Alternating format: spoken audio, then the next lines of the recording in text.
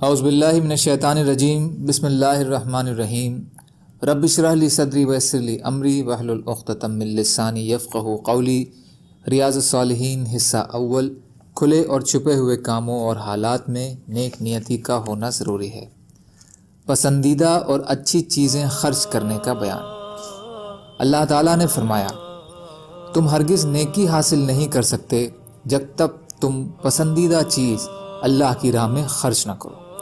اور فرمایا، اے ایمان والو، اپنی کمائی میں سے پاکیزہ چیزیں خرچ کرو اور ان چیزوں سے جو ہم نے تمہارے لیے زمین سے اگائی ہیں، اور ناپاک کا ارادہ نہ کرنا کہ اس میں سے تم خرچ کرو۔ اب اس سے متعلق احادیث دیکھیں۔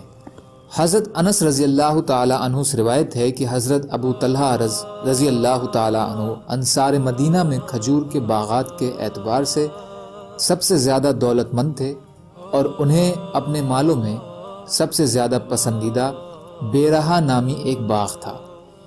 یہ مسجد نبوی کے بالکل سامنے تھا۔ نبی اکرم صلی اللہ علیہ وسلم اس میں تشریف لاتے اور باغ میں موجود پاکیزہ پانی پیتے۔ حضرت انس رضی اللہ تعالی عنہ راوی حدیث بیان فرماتے ہیں کہ جب آیت لن تنالوا البر حتی تنفقوا مما تحبون نازل ہوئی تو حضرت ابو طلحہ رضی اللہ تعالی عنہ رسول اللہ صلی اللہ علیہ وسلم کی خدمت میں حاضر ہوئے اور عرض کیا، یا رسول اللہ نے آپ پر یہ آیت نازل فرمائی ہے کہ تم ہرگز نیکی کو نہیں پہنچ سکو گے یہاں تک کہ تم اپنی پسندیدہ چیزیں خرچ کرو، اور مجھے اپنے مالوں میں سب سے زیادہ محبوب یہ بیرہا باغ ہے۔ میں اسے اللہ کے لیے صدقہ کرتا ہوں۔ میں اللہ تعالیٰ سے اس کے ثواب کی اور اس کے پاس اس کے ذخیرہ ہونے کی امید رکھتا ہوں۔ تو آپ اللہ کی دی ہوئی سمجھ کے مطابق جہاں مناسب سمجھیں اسے اپنے کام میں لائیں۔ رسول اللہ صلی اللہ علیہ وسلم نے ارشاد فرمایا، او ہو، یہ تو بڑا نفع بخش مال ہے، یہ تو بڑا نفع بخش مال ہے۔ تم نے جو کچھ کہا ہے میں نے سن لیا ہے۔ میری رائے یہ ہے کہ تم اسے اپنے رشتہ داروں میں تقسیم کر دو۔ ابو طلحہ رضی اللہ تعالی عنہ نے فرمایا، ٹھیک ہے یا رسول اللہ، میں ایسا ہی کروں گا۔ چنانچہ انہوں نے اسے اپنے رشتہ داروں اور چچا زاد بھائیوں میں تقسیم کر دیا۔ بخاری اور مسلم۔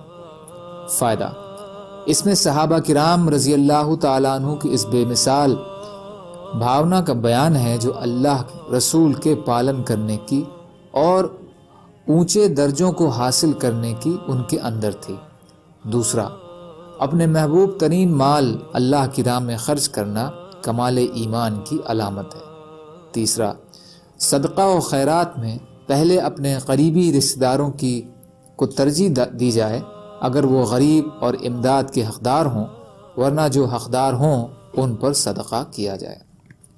سبحان اللہ و بحمدہ، سبحانک اللہم و بحمدک، اشہد ان لا الہ الا انت، استغفرک و اتوب الیک۔